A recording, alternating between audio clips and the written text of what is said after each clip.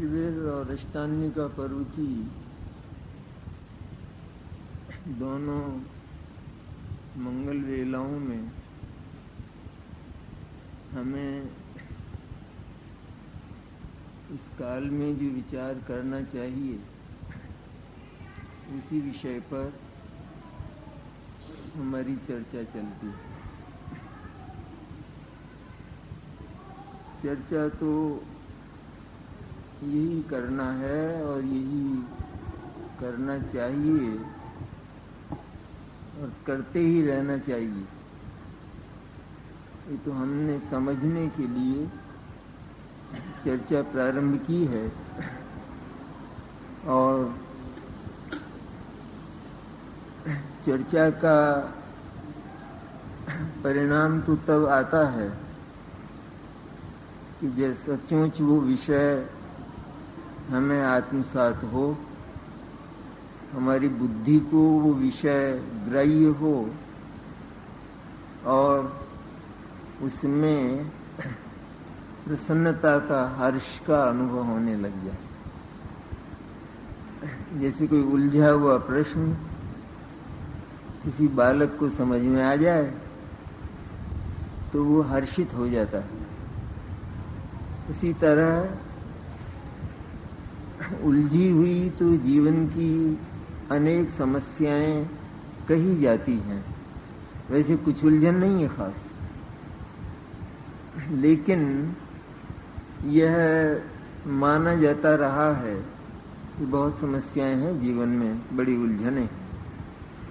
और जब हमें एक ऐसा समाधान अपनी चर्चा में मिल जाए कि जो सारी समस्याओं का हल करने वाला हो, हमारी सारी उलझनें समाप्त हो जाएं, जिसको सुनकर, जिसको समझकर, तो वो चर्चा कितनी मंगलमय होगी। ऐसी चर्चा का जो ये काल है वो भी मंगल है। मंगल के भेद है ना, द्रव्य मंगल, क्षेत्र मंगल, काल मंगल, भाव मंगल। ये काल भी, दोनों ही काल मंगल स्वरूप हैं। सम्यक दर्शन की जो सबसे पहला चरण है व्यक्तित्व विकास का, उसकी चर्चा के बाद सम्यक ज्ञान का क्रम आता है। वैसे क्रम नहीं है क्योंकि दोनों एक साथ होते हैं, सम्यक दर्शन और सम्यक ज्ञान। और कभी तो ज्ञान का नाम पहले आता है तो कभी श्रद्धा का नाम पहले आता है। और सचमुच देखा जाए तो ज्ञान ही मुख्य है आत्मा में, क्योंकि जितने कुछ गुण हैं मुख्य, श्रद्धा, चारित्र आदि, वो तो सारे के सारे विपरीत हो गए। ज्ञान भी विपरीत है, श्रद्धा समाप्त है, मैंने बिल्कुल बिगड़ चुकी है। जैसे कहते हैं ना कि तुम्हारा जो लीवर है वो बिल्कुल खराब हो चुका है, तो लीवर है तो सही, लेकिन वह बिल्कुल खराब हो चुका है। तो खराब हो चुका है तो उसका होना और न होना एक सा है। उसी तरह श्रद्धा बिल्कुल समाप्त हुई, ज्ञान भी मिथ्या हुआ, चारित्र का नाम निशान भी नहीं। ऐसी हमारे जीवन की स्थिति। अब इस जीवन में और इन परिस्थितियों में हमें सद्गुरु जो प्रेरणा देते हैं और जो बात कहते हैं, हम उसका प्रारंभ कैसे करें? क्योंकि ज्ञान भी मिथ्या है, तो प्रारंभ कैसे करें? कि यदि ऐसा ही मान लिया जाए तो कोई अवकाश नहीं है और मोक्ष मार्ग बंद हो गया होता। लेकिन मोक्ष मार्ग तो हर समय चालू है, इसका अर्थ है रास्ता बंद नहीं है, और परिस्थितियां सबके साथ यही हैं, केवल हमारे साथ ही नहीं, लेकिन जो जो परमात्मा बने उन सबके साथ यही परिस्थिति थी, और इन्हीं परिस्थितियों में उन्होंने मार्ग निकाला, रास्ता तलाश किया। तो वहां कौन ऐसा तत्व था जिसने यह काम किया होगा कि यद्यपि ज्ञान मिथ्या था, पर ज्ञान की समझने और जानने की शक्ति समाप्त तो नहीं हुई थी। उस ज्ञान का विकास सदा विद्यमान रहता है किसी न किसी रूप में। ज्ञान मिथ्या होने पर भी ज्ञान संपूर्ण रूप से समाप्त नहीं होता। मैंने जानने का काम बंद नहीं होता। इसीलिए निगूढ़ में भी ज्ञान किन्हीं अंशों में खिला रहता है, उससे कम कभी नहीं होता। फिर वो जघन्य अंश है ज्ञान का। अक्षर के अनंतवें भाग जिसे कहते हैं ना, अक्षर के अनंतवें भाग में ना, अक्षर मैंने केवल ज्ञान, उसका अनंतवां भाग, वो विकास वहां रह जाता है, लेकिन उससे जीव पहचाना जाता है। और वो जीव भी, वो निगोदिया जीव भी उस अक्षर के अनंतवें भाग ज्ञान से यह जानता है कि मैं जानता हूं, लेकिन इससे आगे वो स्पष्टीकरण नहीं करता, इससे आगे विश्लेषण में नहीं जा सकता, इतनी ताकत नहीं है, इसलिए उसे अनुभूति और सम्यक दर्शन नहीं हो पाता। और उस विकास की अनेक श्रेणियां हैं। तो जब सैनी पंचेंद्रिय जितना विकास हो तो ज्ञान इस योग्य हो जाता है कि वह तत्व को समझ सके। इसलिए ये जो समस्याएं जिनको हम कहते हैं उलझने, तरह तरह की जीवन की, बाहर की व्यवहार उलझने, उनमें सिर्फ ज्ञान ही एक ऐसी संपत्ति है, भले ही वह अज्ञान रूप है, लेकिन उससे मार्ग तलाश किया जा सकता है। और उस ज्ञान में इतनी सामर्थ्य है अज्ञान में कि वह सम्यक ज्ञानी से, जो वास्तव में करुणावंत गुरु ही होते हैं, उनसे सही बात सुनकर वो अज्ञान उसे स्वीकार कर सकता है, और वो अज्ञान इसके बाद अज्ञान का ही, मन असत्य का विरोधी हो जाता है। जिस सही ये नहीं होता सही बात। जैसे ये पार्टियां होती हैं, अब इन पार्टियों में किसी ने, कोई पहले किसी पार्टी का सदस्य बना, उसने देखा कि इस पार्टी का मंतव्य खराब है, तो अब क्या करें? तब उसको कोई सही पार्टी बताने वाला मिलता है, तो वो उसी दशा में, मैंने वो था तो उस पार्टी का सदस्य, गलत पार्टी का, लेकिन वह समझकर सही पक्ष में आ जाता है। तो ये किसने किया? ये कि वो जो अज्ञान था, उस अज्ञान में ही ये सामर्थ्य है कि वहीं से वह सत्य को सुनकर सत्य को स्वीकार कर लेता है। भले ही सत्य की चरम अनुभूति, जिसे आत्मानुभूति कहते हैं, वो बाद में हो, लेकिन ऐसा होने पर भी उस सत्य का स्वीकार, ये सबसे पहला चरण है, ये सबसे बड़ी बात है। और वो अज्ञान इस काम को कर लेता है। इसलिए प्रारंभ सचमुच उस ज्ञान से ही होता है। श्रद्धा वो तो स्वतः अपने आप इस ज्ञान के साथ काम किया करती है। क्या काम करती है? कि पहले श्रद्धा बहुत अधिक विकारी अर्थात मिथ्या होती।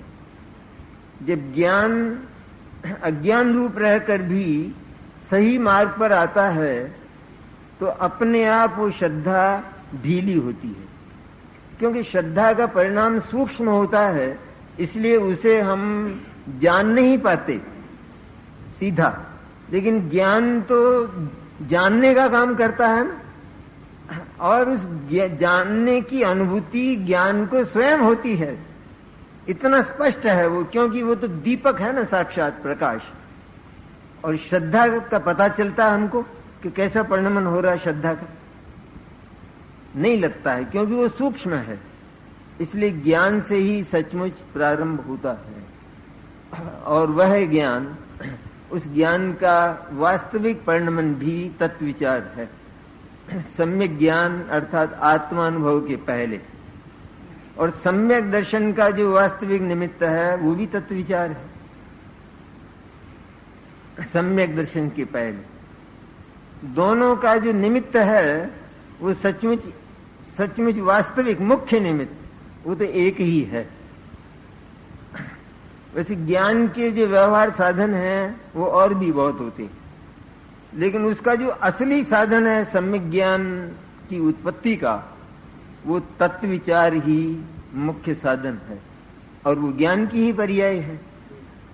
वैसे तो जिनवाणी ही एकमात्र सत्यवाणी है इस लोक में, इसलिए जिनवाणी के प्रति विनय होना, जिनवाणी को बड़े मनोयोग से, हर्षित मन से एकाग्र होकर पढ़ना, सुनना, जिनवाणी पढ़ने में सुनने में प्रमाद का नहीं होना पर हर्ष का होना, ये बहुत बड़ी बात है। जिनवाणी की उपयोगिता जीवन में कितनी है, ये चूंकि उसकी उपयोगिता नहीं आई हमारे जीवन में, इसलिए उसके मूल्य का और उसके महत्व का पता नहीं चलता। यूं ही शास्त्र जैसे मिल गए हैं ना हमें तो विरासत में, लिखे लिखाए और अब तो छापा खाने, तो अब कहाँ कोई कमी है कि कंजूसी करें उसमें। शास्त्र में कोई दिक्कत ही नहीं लगती है, फट जाए तो कोई हमको उसकी चिंता नहीं, कहीं भी पड़ी हो उस पर धूल छा रही हो तो हमें उसकी चिंता नहीं है। चिंता जिनवाणी का विनय होता है, क्योंकि हम क्रिया प्रधानी हो गए हैं और भावों की जो ठोस भूमि है वो खिसक गई है, इसलिए अधर रह गए हैं एकदम क्रिया में। उस क्रिया की प्रधानता में जिनवाणी को नमन करते हैं, फिर भी जिनवाणी का वास्तविक सम्मान नहीं होता। क्योंकि वास्तविक सम्मान तो तब हो कि जब इसकी महिमा का हमको पता हो, तब इसका महत्व हमको आता है। हम तो शास्त्र पढ़ते हैं ना, शास्त्र यूं खुला है, और इसके बाद प्रवचन पूरा हुआ तो बंद करने वाले ने यूं बंद किया जैसे फटाका चलाओ, हो जाएगा सम्यक दर्शन। कैसा, इसमें क्या झगड़ा है? एक जरा सी आवाज भी आ गई तो सम्यक दर्शन को क्या बाधा है इसमें? अरे सम्यक दर्शन ऐसे मूर्ख मनुष्य को नहीं होगा, ऐसे मूर्ख जीव को नहीं होगा कि जिसको जिनवाणी समाप्त होने पर उसे बंद करने की जल्दी हो, और इतनी जल्दी हो कि उसमें से फटाका फूटे। कहाँ होगा? कितना स्वच्छंद है ये स्वच्छंदता, इसका प्रमाद, इसकी अनुशासनहीनता घर पर देख लो, बाजार में देख लो, और चूंकि इसकी तो आदत पड़ी है तो मंदिर में भी देख लो। एक चेष्टा में जीव का पता लग जाता है कि ये पात्र है या अपात्र है। उसकी वाणी में पता लग जाएगा, उसकी क्रिया में पता लग जाएगा, किसी भी बात में उसके दर्शन करने की विधि में पता लग जाएगा, उसके पूजा करने की विधि में पता लग जाएगा कि पात्र है का पात्र है।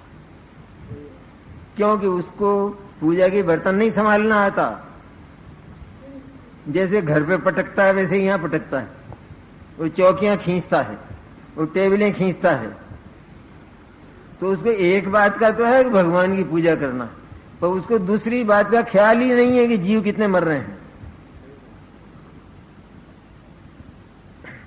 और आता है तो ऊंचा मुंह करके आता है मंदिर में भी, मंदिर में भी धरती पर आंखें नहीं रहती, किसी जीव का घात न हो जाए ये तो इसने सीखा ही नहीं। करुणा नहीं है जिसके हृदय में, तो उसके हृदय में भक्ति और जिनवाणी प्रतिबिंबित नहीं होती। इसलिए तो सामान्य आदतें हैं, क्योंकि इसको ऐसा लगता है कि क्या हो गया, अगर फट भी गया तो और आ जाएगा, कहां कोई अंतर। इस तरह जी इतनी सस्ती जिनवाणी को समझता है, वो तो जिनवाणी का दुश्मन है और उसको कभी भी सम्यक ज्ञान नहीं हो सकता। लेकिन जिसने जिनवाणी का विनय सीखा है, जिनवाणी का महत्व आया है और जिसको हर्षपूर्वक प्रसन्नता से सचमुच देखा जाए, तो जिसको जिनवाणी के विषय चैतन्य का बोध सद्गुरु के द्वारा हुआ है, उसके तो जीवन के पल पल में हर्ष और प्रसन्नता। दुख जो है वो तो जैसे ऊपर ही ऊपर तैरता है।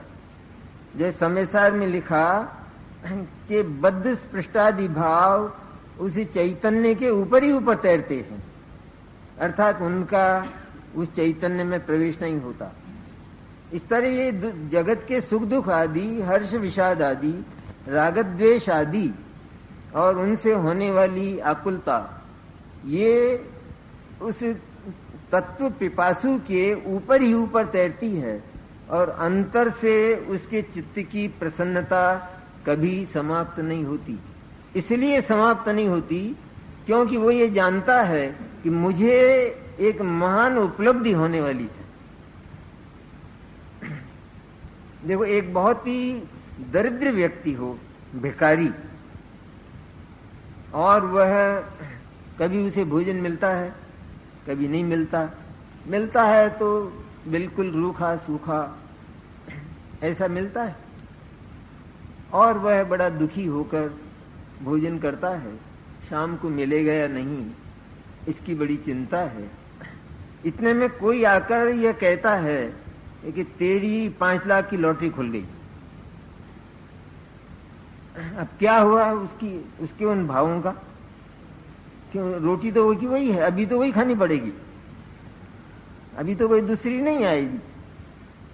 लेकिन क्या हुआ उसके मनोविज्ञान का कि वो तो सारा का सारा, और अभी कोई हाथ में आए नहीं एक नया पैसा, अभी दशा वैसी है। पर दशा वैसी होने पर भी वो देखता है कि अब क्या है, अब कौन भीख मांगने वाला। उस समय उसकी पर्याय वो भीख मांगने वाली होने पर भी उसकी दिशा बदलती है, परिणामों की दिशा बदलती है, और वो मानने लगता है कि अब मैं भिखारी नहीं हूं, अब मैं नगर के श्रेष्ठ व्यक्तियों में हूं, संपन्न व्यक्तियों में। तो जहां ये ऐसी जिनवाणी हमें मिले, तो क्या भाग्य की लॉटरी और मुक्ति की लॉटरी नहीं खुली? देव भी मिले, गुरु भी मिले, और जिनवाणी तो यहां भी उपलब्ध, घर पर भी उपलब्ध, सब जगह उपलब्ध है। और कितना इसका एहसान है जिनवाणी का, इसका महात्म्य कितना है कि जो इसको बड़े स्नेह से, बड़े प्रेम से पढ़ता है, तो उसे जिनवाणी के वे सूत्र और जिनवाणी के वे शब्द वो उसको याद रहते हैं। जैसे टीवी वालों को याद रहते हैं, नहीं, रेडियो वालों को, टीवी वालों को गाने नहीं याद नहीं रहते, सिनेमा वालों को गाते ही तो फिरते हैं गलियों में और याद आता है ना बार बार। इस तरह जिनवाणी के वे सूत्र के जो अमर बना देने वाले हैं, वे याद रहते हैं, तो उनका चिंतन चलता है। इसके पास एक जीवन को कार्यक्रम मिल जाता है, दिनचर्या मिल जाती है। क्या करूं मैं, ये प्रश्न ही पैदा नहीं होता है कि क्या करूं, क्योंकि वो जिनवाणी के सूत्र बार बार याद आते हैं और चित्त प्रसन्न रहता है। निद्रा में भी वो उसको चर्चा चलती है। और उनको याद करते करते ही जिनवाणी के सूत्रों को, जिनवाणी के उन विषयों को, उन पर स्वयं भीतर ही भीतर चर्चा करके भीतर ही भीतर शंका समाधान करता हुआ सो जाता। तो कौन से परिणाम से सोया? उस तत्व ज्ञान के परिणाम से सोया ना। तो निद्रा में क्या होगा? किसकी धारा चलेगी? ये महिमा जिनवाणी की है, इसलिए अपन इसको अधिक महत्व देते हैं। और उसमें भी मुख्य रूप से अध्यात्म की चर्चा। आगम तो बहुत बड़ा है ना, इसलिए स्वयं आचार्यों ने बहुत सुंदर वचन कहा कि आगम का तो पार नहीं। कहां तक पढ़ोगे? कई जीवन पर अभी तो आगम प्राप्ति नहीं है पूरा। एक बात तो ये, एक अंग भी, एक अंग का एक हिस्सा भी प्राप्त नहीं। जितना प्राप्त है उसको जीवन भर पढ़ो तो भी पूरा ना हो। और याद तो कितना रहेगा, कितना सा याद रहेगा। इसलिए प्रयोजनभूत चीज को पढ़ो, क्योंकि जीवन बहुत थोड़ा है। किस क्षण उसका अंत हो जाए इसका पता नहीं है। इसलिए प्रयोजनभूत पढ़ो। और प्रयोजनभूत तो अध्यात्म शास्त्र ही होते हैं कि जिनसे जीवन को मार्ग मिलता है, जीवन निर्भय होता है, जीवन में चिंताओं का अंत होता है। और जितने शास्त्र हैं वे तो सब इसके पूरक हैं, वस्तु व्यवस्था को बताने वाले हैं। लेकिन वस्तु व्यवस्था में कौन मेरा उपादेय है और मैं कौन हूं, इस बात को बताने वाला केवल द्रव्यान योग और अध्यात्म शास्त्र है। और वो कहते सभी को सम्यक ज्ञान है, क्यों? सभी सम्यक ज्ञान है, सारे ही वस्तु की सही व्यवस्था बताते हैं। लेकिन सारी वस्तुओं से हमें कहां गरज है? हमें तो उन वस्तुओं के बीच में पड़ा हुआ जो हमारा जीवन धन है, चैतन्य, उसके परिचय से प्रयोजन है। उसका परिचय देने वाला ये द्रव्यान योग और अध्यात्म शास्त्र है। और हमारे पढ़ने की रीतियां कैसी होती हैं कि पहले तो उस शास्त्र को कहीं से भी खोला और पढ़ने लगे, और थोड़ी सी लाइन पढ़ी जिसका पता नहीं इसको खुद को कि मैंने कहां से शुरू किया, क्या है ये, क्या आया, क्या गया। इसलिए ग्रंथ को क्रम से अध्ययन करना, अथवा कोई बहुत प्रयोजनभूत, बहुत प्रिय प्रकरण हमको लगता हो, उसको बार बार पढ़ना। एक गाथा ही बहुत प्रिय हो, गाथा का एक चरण ही बहुत प्रिय हो, तो उसको बार बार पढ़ना। प्रयोजनभूत की है बात, इतना बंधन भी नहीं है। लेकिन जहां मूल तत्व समझ में आ जाए उसके लिए है ये बात। स्वच्छंदता बढ़ाने के लिए ये बात नहीं है। जिसको तत्व विचार और चैतन्य का चिंतन ही अधिक चलता हो, तो उसको ये कहां प्रतिबंध है कि वो शास्त्र लिए लिए फिरे, क्योंकि वो तो और आगे की बात, अथवा उससे जो काम होना है वो तो वो काम ही करने लग गया। इसलिए सम्यक ज्ञान के साधनों में जिनवाणी वो तो बाह्य साधन है ही, लेकिन मूल साधन सम्यक दर्शन की तरह तत्व विचार साधन है, और वो ज्ञान की ही पर्याय है। तत्व विचार में हर्ष और प्रसन्नता का होना ये पहली शर्त है। और उस तत्व विचार में भी आखिर चैतन्य का चिंतन और उसकी अविराम धारा, उसकी अखंड धारा जब होती है, तो फिर यह निश्चित है कि वह जीव निर्विकल्प समाधि को प्राप्त कर लेगा। शुद्धोपयोग को पहुंचकर स्वसंवेदन को प्राप्त करके वह आत्मानुभव करेगा। स्वसंवेदन अथवा आत्मानुभूति, निर्विकल्प समाधि, शुद्धोपयोग, आत्माभिमुख परिणाम, एक ही बात। हम ये कह सकते हैं एक बात कि जब ये सारा काम ज्ञान नहीं कर लिया तो श्रद्धा की क्या जरूरत है? सब कुछ ज्ञान नहीं किया, श्रद्धा का हमको पता भी नहीं कि क्या हो रहा है उसका, क्योंकि उसका परिणाम सूक्ष्म है ना। और ज्ञान से ही जब आत्मानुभूति होती है तब ये पता लगता है ना कि श्रद्धा सम्यक हुई और सम्यक दर्शन हुआ। तो ज्ञान ही काफी है, फिर श्रद्धा की क्या जरूरत है अलग से? ऐसा प्रश्न नहीं होता, नहीं हुआ सभा में। ज्ञान ही सारा काम, सारी भूमिका वो ज्ञान ही बनाता है श्रद्धा के लिए भी। लेकिन असलियत यह है कि ज्ञान का विषय उपादेय के रूप में जहां शुद्ध चैतन्य होता है तो वहां वो विकार को भी स्वीकार करता है। विकार को भी एक बार तो ये मानता है ना कि ये मेरे में ही है, मैंने ही मेरे में उत्पन्न किया है, मैं ही इसका उत्तरदायी हूं, ऐसा उसका एक दूसरा पहलू भी है ना। इसलिए वो दो पहलुओं पर चलता है ज्ञान, और श्रद्धा केवल एक, उसका विषय सम्यक दर्शन का विषय रागादि अथवा देहादि नहीं है, केवल एक चैतन्य ही उसका विषय है। तो सबसे पहले श्रद्धा को उस चैतन्य से चिपकना चाहिए, तब ज्ञान उसी समय अनुभूति रूप परिणित होता है। लेकिन होता यह है कि अनुभूति तो लंबे काल तक नहीं चलती। प्रथम बार जो सम्यक दर्शन होता है, उपशम सम्यक दर्शन, तो उसमें लंबे काल तक अनुभूति और आनंद नहीं चलता। तो ज्ञान तो क्यों, ये भी ज्ञान की सामर्थ्य की ही बात है कि यद्यपि चैतन्य का चिंतन आनंदमय है, ध्यान से सुनने की है बात, बहुत आनंदमय है, वैसा आनंद इसको कभी आया नहीं आया ना। तो फिर वहां से ये क्यों गया, वहीं क्यों नहीं चिपका रहा कि अंतर्मुहूर्त में केवल ज्ञान हो जाता?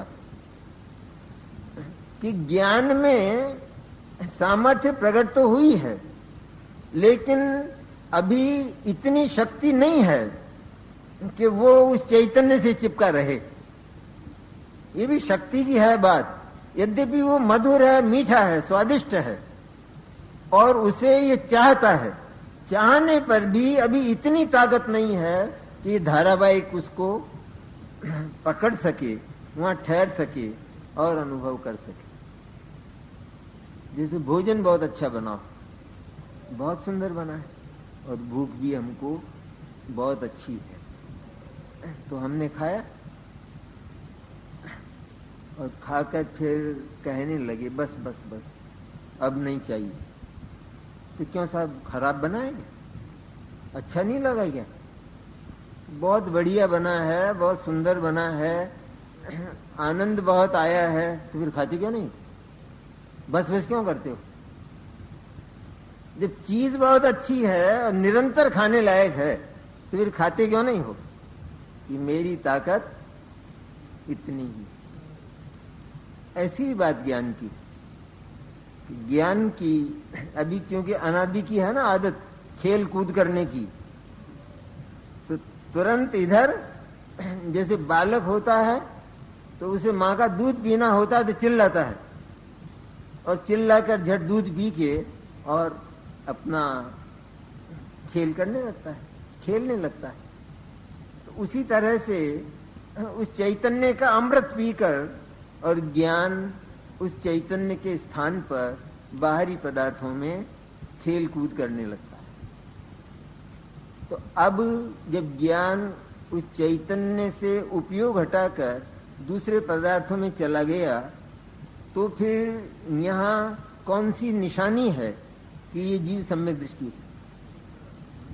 क्योंकि जो अज्ञानी है वो भी पर को जान रहा हो, जो ज्ञानी है वो भी पर को जान रहा है, तो उस समय क्या गारंटी है कि ये पर को जानते समय भी सम्यक दृष्टि है, रागादि करते समय भी?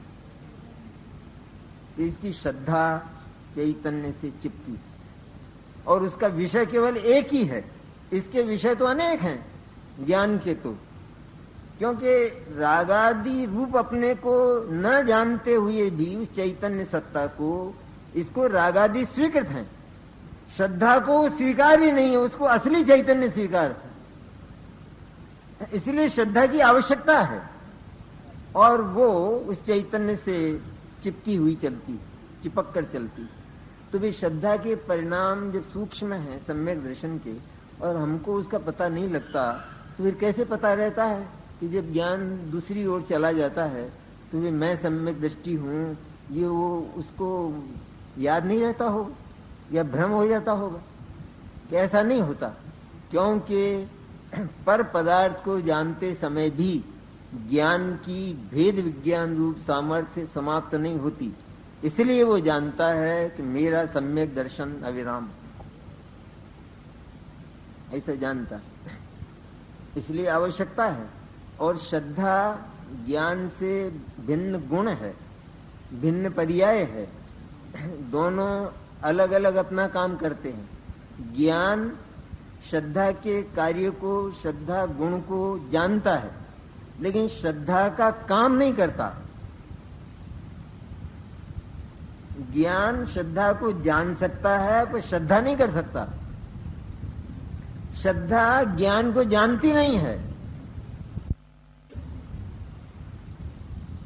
नहीं जानती तो भी ज्ञान श्रद्धा को जानता है, श्रद्धा के विषयभूत चैतन्य को जानता है, तो श्रद्धा के चरण सही पड़ते हैं और उसे दिखता नहीं है। श्रद्धा को, श्रद्धा की आंख नहीं है, आंख किसके है? ज्ञान की। अपने को होता है कभी ऐसा? ये प्रति समय होता है। ये सारे शरीर में देखता कौन है? कि आंखें देखती हैं। आंखें तो देखती हैं, लेकिन पैरों के तो आंख नहीं है, फिर ये चलते कैसे हैं?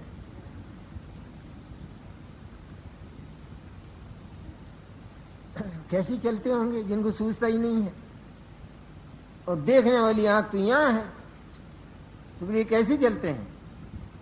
उसका कारण है कि ये सारे के सारे एक ही शरीर के सदस्य हैं, अविभाज्य सदस्य, एक परिवार जिनको कहना चाहिए। तो परिवार में एक काम करता है तो वहां पर दूसरों का काम भी बड़ा सम्यक होता है और सही दिशा में होता है। एक का बिगड़ता है तो सारे सबका बिगड़ जाता है। जैसे आजीविका कोई करता है, एक सदस्य आजीविका बिगड़ी तो घर की रोटी तक बिगड़ जाती है, खाना तक हराम, और सबको तकलीफ, सबको चिंता, और उधर एक का बिगड़ा है। इसलिए श्रद्धा को भले ही आंख नहीं है, लेकिन चूंकि ये एक ही आत्मा के सदस्य हैं, परिवार है ये, तो इसलिए सब अपने अपने विभाग का काम न्यारा न्यारा करते हैं। तो ज्ञान ने जहां ये काम किया तो वहीं श्रद्धा भी, यद्यपि उसको आत्मा दिखता नहीं श्रद्धा को, तो भी जैसे आंख सही देखती है तो जो कदम है वो सही स्थान पर पड़ता है, और आंख बंद हो तो कदम डगमगाते हैं।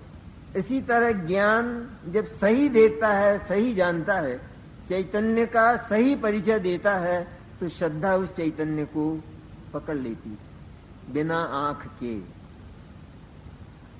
इसलिए दोनों की अत्यंत आवश्यकता है, दोनों का काम न्यारा न्यारा है। दोनों के काम पर भी हम विचार करें कि जगत में एक जो श्रद्धा है वो तो सम्यक कहलाती। वो सम्यक कब कहलाती है? कि जब हम उस विषय को जाने और विश्वास करें। लेकिन जगत में ऐसा भी विश्वास होता है जिसे अंधविश्वास कहते हैं। तो अंधविश्वास के समय ज्ञान होता है? अंधविश्वास में ज्ञान होता है? ज्ञान तो हमें जगत में, लोक में भी, लोक व्यवहार में भी किसी खास प्रयोजनभूत चीज का होता है। बाकी अन्य सारी बातें केवल विश्वास के आधार पर चलती। जैसे कोई जवाहरात का व्यवसाय करता है तो उसमें तो अच्छी तरह समझता है, अब उसको कपड़ा खरीदना है तो कहता है साहब अच्छा दे देना, हम समझते नहीं है। क्या मतलब? कि हमको आपका विश्वास। ये विश्वास अंधा है या सूझता है? अंधा है। तो भी है या नहीं, काम कर रहा है या नहीं, कर रहा है। इसलिए ज्ञान के अतिरिक्त विश्वास नाम की, श्रद्धा नाम की जो चीज है वो अलग होती है और उसका परिणमन भी स्पष्ट देखने में आता है। लोगों ने देवता नहीं देखे हैं 33 करोड़, लेकिन तो भी उनका विश्वास। संतोषी माता कि वो तो गजब है, वो तो मेरा सारा परिवार ही उससे मंगल में हो रहा है, मेरा जीवन भाई कहाँ है वो, कहाँ रहती है, कैसा है उसका फोटो, कैसा है, क्या काम करती रहती है दिन भर, ये हमको पता नहीं कुछ भी। तो फिर कि है लेकिन, और भगवान भी दिखते हैं क्या, तो फिर क्या है, लेकिन है। तो ये एक परिणाम, परिणति, वृत्ति, ये प्रति समय चलती है, इसका नाम श्रद्धा है। विज्ञान से अलग होकर भी सम्यक तब होती है कि जब वो ज्ञान के साथ हो, वरना बिना जाने हुए का श्रद्धान गधे के सींग के समान है, ऐसा समयसार बोलता है। इसलिए ज्ञान के साथ श्रद्धा का होना वो वास्तविक श्रद्धान कहलाता है। और दोनों एक साथ होते हैं। दोनों एक साथ होने पर भी कभी पहले जानना और फिर श्रद्धान करना, ये तो समयसार की शैली। और आगम की शैली कि सम्यक दर्शन पूर्वक सम्यक ज्ञान होता है। सम्यक दर्शन यदि नहीं है तो सारा ज्ञान मिथ्या ज्ञान है, और सम्यक दर्शन होने पर सारा ही ज्ञान, चाहे वो आत्मज्ञान हो चाहे वो जगत का ज्ञान हो, वो सारा ज्ञान सम्यक ज्ञान, सम्यक दर्शन होने पर। ये दो प्रकार की विधियां हैं ना। तो उस पर अपने विचार किया कि पहले सम्यक दर्शन की आवश्यकता क्यों है, क्योंकि ज्ञान तो इतना विस्तृत भी हो जाता है 11 अंग जितना, और ज्ञान तत्व का उपदेश सुनकर स्पष्ट भी हो जाता है। देशनालब्धि हो जाती है ना, तो देशनालब्धि में तत्व का स्वरूप और आत्मा का स्वरूप समझ में आ जाता है, स्पष्ट हो जाता है। इतना होने पर भी आत्मानुभूति नहीं होती। क्यों नहीं होती? क्योंकि अभी जो श्रद्धा है वो आत्मा से चिपकी नहीं। श्रद्धा आत्मा से चिपकते ही उधर आत्मानुभूति अर्थात ज्ञान भी स्वसंवेदन रूप परिणित होता है। इस तरह दोनों ही होते यद्यपि एक साथ हैं, लेकिन तो भी सम्यक दर्शन पूर्वक ज्ञान सम्यक ज्ञान कहलाता है। वास्तविक ज्ञान तो, ज्ञान का जो वास्तविक अंश है वो तो स्वसंवेदन ज्ञान ही है, और वही मुक्ति का कारण है। सचमुच तो शुद्धोपयोग जो है मुक्ति का वही कारण है, लेकिन चूंकि उस स्वसंवेदन ज्ञान में भेद विज्ञान की सामर्थ्य है, इसलिए यदि वो पर को जानता है तो पर को वह उपादेयता पूर्वक न जानकर पर को ये मेरे से भिन्न है ऐसा विचार न करते हुए भी सदा ही मेरे से भिन्न है ये अपनी सामर्थ्य में जानता है। हम सदा ही भिन्न लोगों से और भिन्न पदार्थों से भिन्नत्व की चर्चा करते हैं। सबसे पहले ये कहते हैं, कोई आवे तो सबसे पहले कहेंगे देखो अपन कोई लगते नहीं आपस में।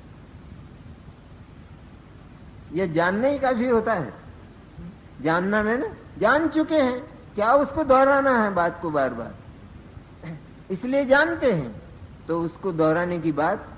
और ज्ञानी को उन पदार्थों को जानने की उत्सुकता इसलिए नहीं है क्योंकि वह जान चुका है कि जो मेरे से अत्यंत भिन्न है और मेरे से जिनका कोई संबंध ही नहीं है, तो उनका अब क्या जानना बाकी रह गया? कुछ भी जानना बाकी नहीं है। जान तो गया सारा, सब कुछ जान गया। केवल ज्ञान जैसा जानता है वैसा जान गया। जगत का कोई पदार्थ जानने से बाकी नहीं रहा। ये कैसे हुआ? ये कैसे हुआ कि सच में जानना उसको कहते हैं ज्ञान का वो अंश काम का है खास, जो शक्तिशाली है अणुबम के समान, कि जिस ज्ञान में उस स्वपर की सामर्थ्य पैदा हुई है भेद विज्ञान की, वो अंश ज्ञान का, और वो सदा विद्यमान है। तो वो जब भी जानता है तब शुद्धात्मा की उपादेयता उसको सदा बनी है। इसलिए जब किसी अन्य को जानता है तो वो पर ही जानता है। पर जानता है तो फिर वहां ज्यादा रुकने का यत्न करता ही नहीं है, क्योंकि उससे कोई संबंध ही नहीं, उससे कोई काम ही नहीं, उससे कोई प्रयोजन ही नहीं, उससे मेरी कोई सिद्धि नहीं है। तो पर से कुछ होता हो ये बात तो बहुत दूर रही, लेकिन पर को जानने से भी मेरी सिद्धि सचमुच नहीं है, क्योंकि अब पर का क्या जानना बाकी रहा, क्या जानो इसको। पर को जान तो लिया कि ये पर है, बस ये सब कुछ है जानना, ये सर्वस्व जानना। केवली उस पर को न्यारा न्यारा जान लेते हैं, और यह एक ही बार में जान लेता है कि शुद्ध चैतन्य के अतिरिक्त अन्य सारे अजीवादी तत्व और सारे आश्रवादी तत्व और संवर्ण निजरा और मोक्ष, ये सब के सब मेरे से भिन्न तत्व हैं। ये एक ही बार में जान लिया, तो क्या जानना बाकी रहा। इसलिए सदा ही पर को यदि जानता है तो भी उसका चित्त तो ये रहता है कि मैं उस चैतन्य में ही समा जाऊं और वहां से न हटूं। ऐसा मन रहने पर भी अभी वहां टिकने की शक्ति नहीं है, इसलिए हट जाता है।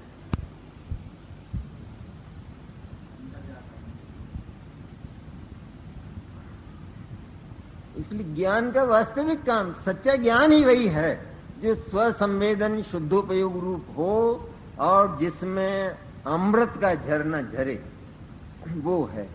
लेकिन सामर्थ्य न होने के कारण श्रुत ज्ञान बाहर चला जाता है। श्रुत ज्ञान से होती है अनुभूति, और श्रुत ज्ञान में भी शुद्ध नय से, श्रुत ज्ञान प्रमाण से नहीं।